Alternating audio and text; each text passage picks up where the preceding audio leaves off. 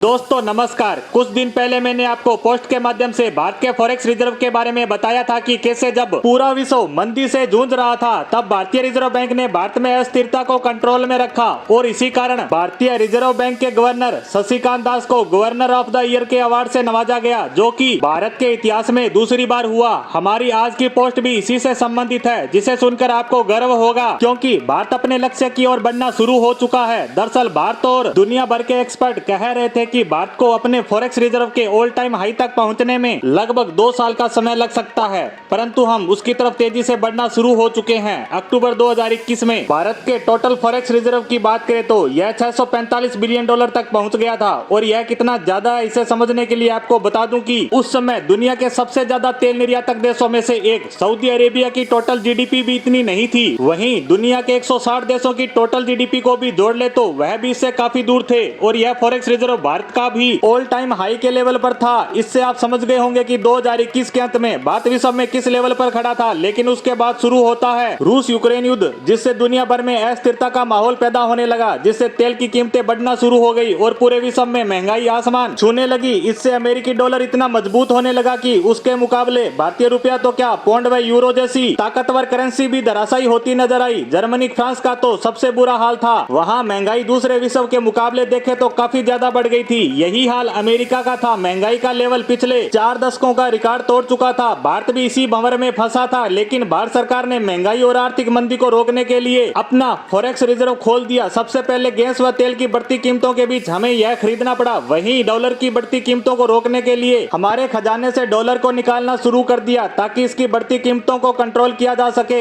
इन्हीं प्रयासों के तहत ही जब पूरा विश्व महंगाई और आर्थिक मंदी से घिरा था तब भारत में महंगाई कंट्रोल में थी। तेल की कीमतों में ज्यादा परिवर्तन देखने में नजर नहीं आया, परंतु हमें इसका नुकसान भी हमारे फॉरेक्स रिजर्व में कमी के रूप में उठाना पड़ा। हमारा खजाना 110 अरब तक गिर गया। जो खजाना 645 बिलियन डॉलर के करीब था वह इस दौरान गिरकर 530 से 35 के बीच पहुंच गया। यह भारत के लिए एक बहुत बड़े झटके के रूप में देखा जा रहा था, जो भारतीय अर्थव्यवस्था के मजबूती की ओर बढ़ने में एक बड़ी रुकावट के रूप में था। लेकिन भारत ने फिर से इसे बढ़ाने के प्रयास शुरू किए, लेकिन यह काम इतना आसान भी नहीं था, क्योंकि आपने देखा ही होगा कि पिछले कुछ समय में डॉलर फिर से चढ़ने लगा था, जो 80 रुपए से बढ़कर 82 के करीब जा पहुंचा। दूसरा, भारत का खजाना एक स्थिर लेवल में आगे नहीं बढ़ रहा है। इसमें काफी उतार चढ़ाव देखा जा रहा था। जैसे यह किसी हफ्ते 5-6 बिलियन चढ़कर 3-4 बिलियन गिर जाता है। इसीलिए एक्सपर्ट कह रहे थे कि भारत को अपने ऑल टाइम हाई लेवल तक पहुंचने में 1.5 से 2 साल तो लग ही जाएंगे। लेकिन अब जो रिपोर्ट आई है उससे लग रहा है कि भारत इस लक्ष्य को काफी पहले छू लेगा, क्योंकि पिछले कुछ हफ्तों में भारत का खजाना बड़ी तेजी से बढ़ रहा है। अगर यही स्थिति लगातार बनी रहती है, इस रिपोर्ट के अनुसार यह एक हफ्ते में 6.5 अरब डॉलर बढ़कर 586 बिलियन डॉलर के पार पहुंच गया। यानी यह अपने रिकॉर्ड से मात्र 60 बिलियन डॉलर दूर रह गया है। और यही स्थिति लगातार बरकरार रहती है तो आने वाले कुछ ही महीनों में हम इस लेवल से भी आगे निकलते नजर आएंगे। इसी उम्मीद के साथ हमारी आज की पोस्ट को यहीं समाप्त करते हैं। धन्यवाद।